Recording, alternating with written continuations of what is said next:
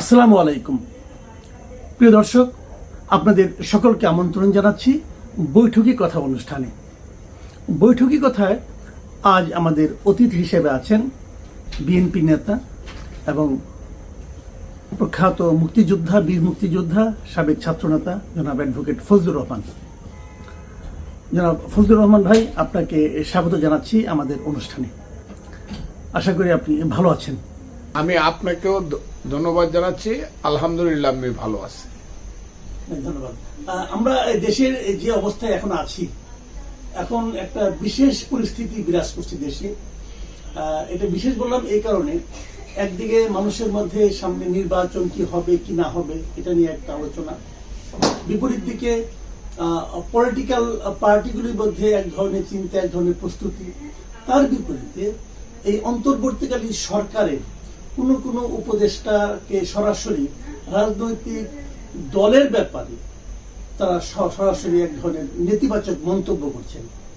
তো এই রাজনৈতিক দলের ব্যাপারে এই মন্তব্যগুলো অন্তর্বর্তীকালীন সরকারের যে নিরপেক্ষতা, সেই নিরপেক্ষতাকে কি আপনি মনে করেন যে কিছুটা হলেও ক্ষতিগ্রস্ত করছে? আপনাকে অসংখ্য ধন্যবাদ। আমাদের কথা যারা শুনছেন তাদেরকে আমি সালাম জানাচ্ছি, বাংলাদেশের সমস্ত মানুষকে, এবং যারা বাহির থেকে শুনছেন আসসালামু আলাইকুম।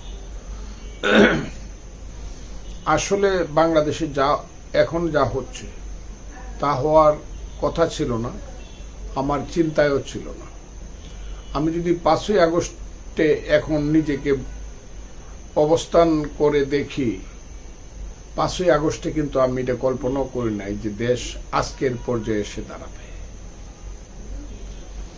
আমার কল্পনা তো ছিল না যে মির্জা ফখরুল ইসলাম আলমগীরের মতো একজন নিরেট ভদ্র মানুষ, শুধু রাজনৈতিক পরিচয় না, পারিবারিক পরিচয়ে, ব্যক্তিগত পরিচয়ে, যাকে সারা দেশের মানুষ জানে, তার মতো ভদ্রলোক খুব কম। তাকে তার নাতির বয়সী ছেলেদের মাধ্যমে থ্রেট শুনতে হবে, বলতে গেলে রাজনৈতিক গালাগালি শুনতে হবে, এটা আমার কাছে খুব দুর্ভাগ্যজনক।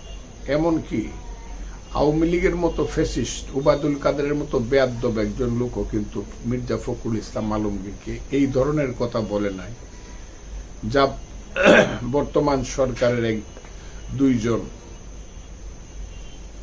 উপদেষ্টা বললেন, যাদেরকে আমরা বলি আমাদের সন্তান, ছাত্রনেতা ছিল, তারা এখন এখানে মন্ত্রীর দায়িত্বে বসে আছে।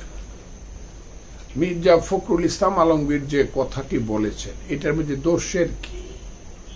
উনি বলেছেন যে যদি এই অন্তর্বর্তীকালীন সরকার, যেটা জনাব ইউনূস সাহেবের নেতৃত্বে আছে, এর মধ্যে ভিতরে থেকে যদি কেউ পলিটিক্স করে এবং সরকার থেকে যদি দল গঠন করতে চায়, যারা সেই দলের প্রতি, নতুন দলের প্রতি যাদের আনুগত্য থাকবে, যাদের পদ পদবি থাকবে, they must resign from the government. তা না হলে তো এটা নিরপেক্ষ সরকার, বা এটা তো নির্দলীয়, বা এটা ইন্টারিম গভর্নমেন্ট হলো না।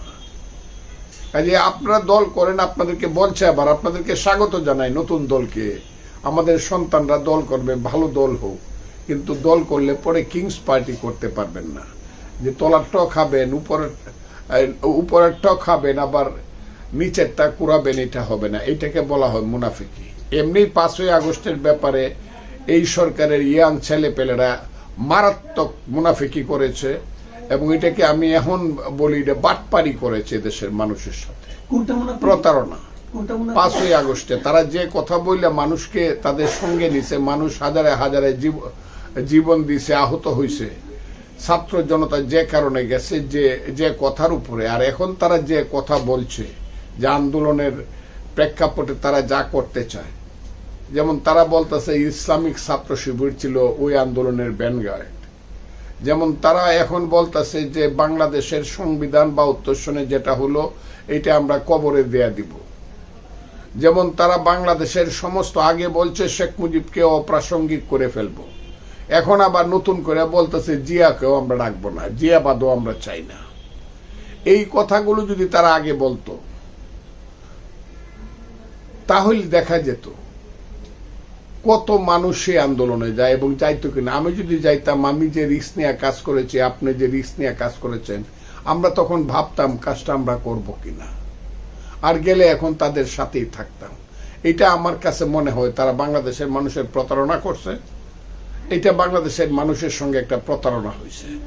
মাঝখানে একটু থামাই আপনাকে, এই যে সর্বশেষ যে কথাটা বলা হচ্ছে যে ওদের একজন নেতা নাসিরুদ্দিন পাটোয়ারি, তিনি বলছেন যে বাংলাদেশে মুজিববাদও চলবে না, জিয়াবাদও চলবে না।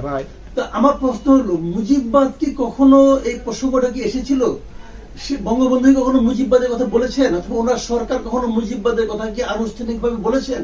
অথবা জিয়াবাদ, এই শব্দটা তো আমি জীবনে শুনেই নাই।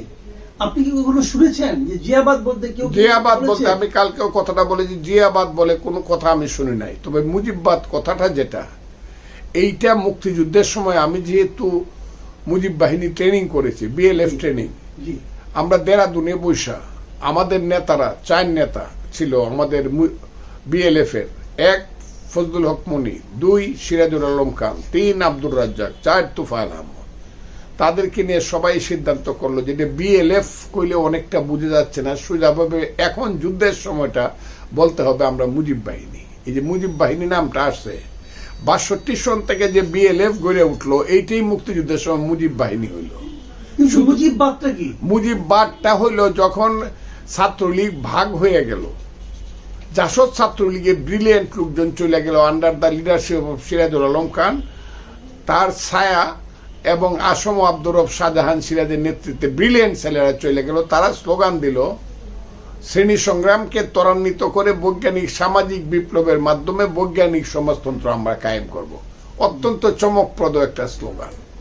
এখন ওই স্লোগানটা তো নূরে আলম সিদ্দিকী যারা ছিল বা আব্দুল কুদ্দুস মাখন যারা ছিল, ওই স্লোগানটা তারা তো আর দিতে পারে না।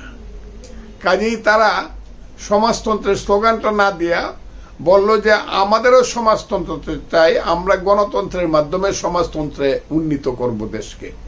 এইটার নাম দিল, প্রসেসটার নাম দিল মুজিববাদ। এটার পিছনে কিন্তু কোনো থিওরি বা থিসিস ছিল না। সরকারি স্বীকৃতি ছিল? হ্যাঁ, সরকারি না না তাও ছিল না, না তা ছিল না।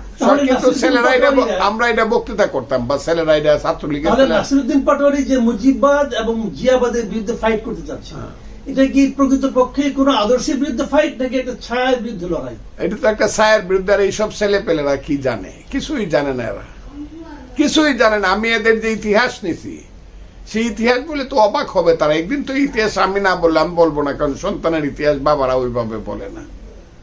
আমি এদের যে ইতিহাস জানতেছি, তাদের বাড়ি গড়, অমুক তমুক, পুরুষ পূর্বপুরুষ, এগুলা যা জানতেছি, তাদের জনপ্রিয়তা যার যার এলাকাতে, এরা যে কি বলে, আল্লাহ এই গজব কেন এই দেশের মানুষের উপরে দিল আমি বুঝতে পারি না।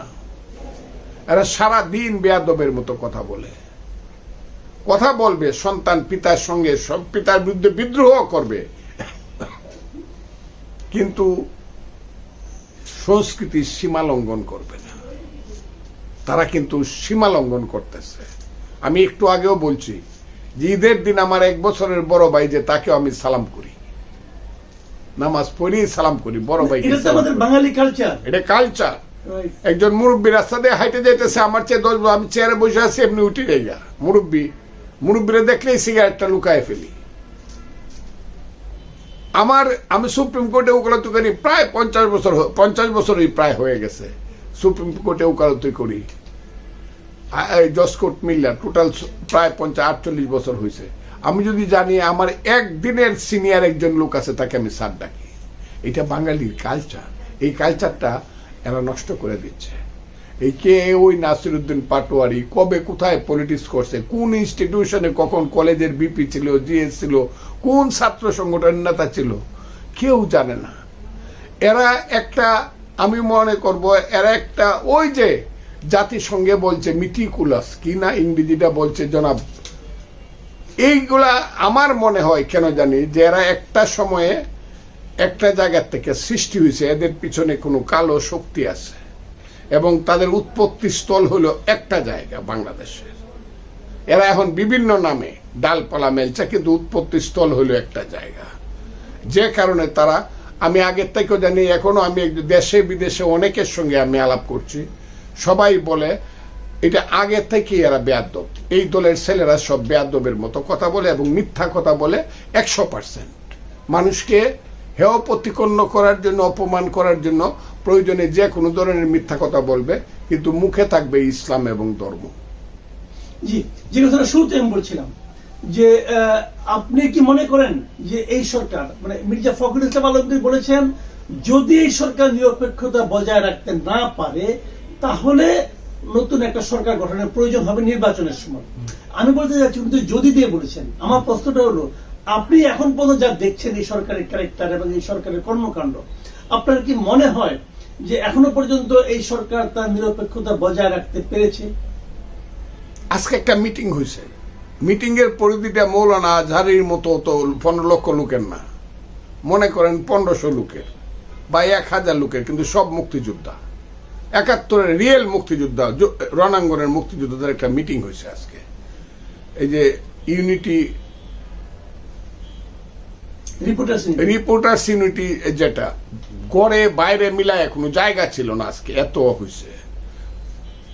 উপলক্ষটা ছিল জিয়াউর রহমানের জন্মদিনের ব্যাপার উপলক্ষ, কিন্তু বক্তৃতা করছি আমরা সব মুক্তিযোদ্ধারা, আমি, আব্দুল সালাম, সাদেক খান, উলফাত এবং বীর প্রতীক, বীর বিক্রম অনেকেই, এবং প্রধান অতিথি ছিলেন মেজর হাফিজ উদ্দিন আহমদ, বীর বিক্রম, উনিও বীর বিক্রম।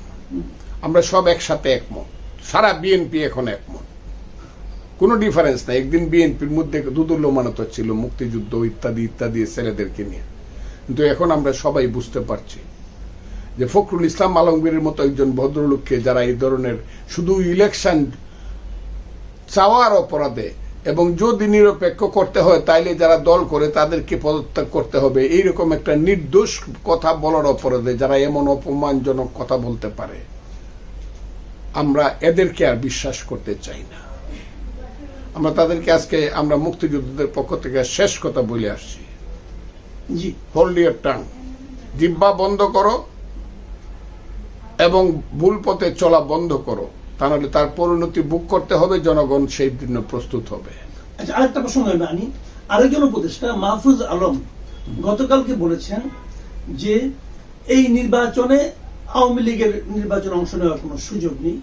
এটা বলার পর তিনি আরেকটা জায়গায় বলেছেন এ দেশে কেবল বাংলাদেশ পন্থীরাই থাকবে এবং তারাই নির্বাচনে অংশ নেবেন। আমার প্রশ্ন হলো বাংলাদেশ পন্থী এই বিষয়টা বলতে আপনি কি বুঝেন? উনি কি বলেছেন উনি জানেন, আপনি কি বুঝেন ওনার মুখ থেকে উচ্চারিত হওয়ার পর? আমি প্রশ্নের একটা সাপ্লিমেন্ট হলো, উনি যাদেরকে বাংলাদেশ পন্থী বুঝিয়েছেন, কিন্তু তার চেয়েও বড় প্রশ্ন হলো কারা বাংলাদেশ পন্থী নয় বলে আপনি মনে করেন? আমি আপনাকে বলি, জনাব মাহফুজ আলমকে আমি চিনি না, এদেরকেও চিনি না, অন্যদেরকে চিনি না, কাউকেই চিনি না আমি। কি বিপজ্জনক অবস্থা, কারণ এরা আমার নাতির সমান, আমার ছেলের সমান হইলে ওদের সাথে কথা বলতে, আমার ছেলের বয়স, বড় ছেলের বয়স 44 বছর, এরা আমার নাতির সমান। এবং এই ছেলেটি সম্পর্কে যখন ইউনূস সাহেব জাতিসংঘে পরিচয় করায় দিছে, সে হইল মাস্টার মাইন্ড। আমার কাছে মনে হইছে বাংলাদেশ এত ছোট, ওর মতো একটা ছেলে, চাল নাই চুলা নাই, আমি এটা দারিদ্রের দিক থেকে বলতেছি না, কিছুই নাই, যার কোনো ইতিহাস নাই, ভূগোল নাই, অতীত নাই, বর্তমান নাই, এরকম একটা ছেলেকে মাস্টার মান বানায়া, ওই যে বললাম সেই কালো শক্তি বাংলাদেশিরা যদি থাকে তো উনি তো থাকতে পারবে না। উনি যেভাবে কথা বলে, উনি তো আফগানপন্থী, উনি তো তালেবানপন্থী, উনি তো আইএস পন্থী, আমরা বুঝি তো। তো উনার তো যাওয়া উচিত অন্তত বাংলাদেশ, ইন্ডিয়া পার হয়ে অন্য কোনো দেশে। উনি আবার বাংলাদেশিদেরকে স্থান দিবে কি দিবে না এটা কিন্তু দেখা যাবে।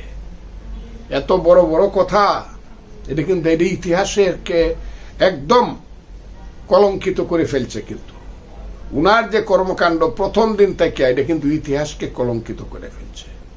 এটা কিন্তু বাঙালি জাতি মেনে নিবে না। আজকে যত ঘটনাই ঘটুক, ঘটনা প্রেক্ষাপটে আজকে যাই ঘটুক, উনি যা করছে এবং করতে চাইতেছে, এইটা কোনোদিন বাঙালি জাতি কোনোদিন তালেবানের নেতৃত্ব মানবে না। এইটা শুরু হয়েছে। কাজে যে ছেলেটি এই কথাটা বলে এখানে শুধু বাংলাদেশিরা থাকবে, দেখা যাবে বাংলাদেশেরই তো থাকবে। আপনি বাংলাদেশি কিনা এটা বুঝলেন, মানুষ আপনাকে কিভাবে চিহ্নিত করে আপনি যা করতেছেন বা আপনারা কিছু লোক যা করতে চাচ্ছেন। অনেক ধন্যবাদ জনাব অ্যাডভোকেট ফজলুর রহমান। আপনি অনেক সিরিয়াস বিষয় নিয়ে খুব সহজ ভাষায় বললেন। আমি মনে করি আমাদের দর্শকরা এটা উপভোগ করবেন এবং এখান থেকে অনেক চিন্তার খোরাক পাবেন। প্রিয় দর্শক, এখন এই পর্যন্তই। আল্লাহ হাফিজ।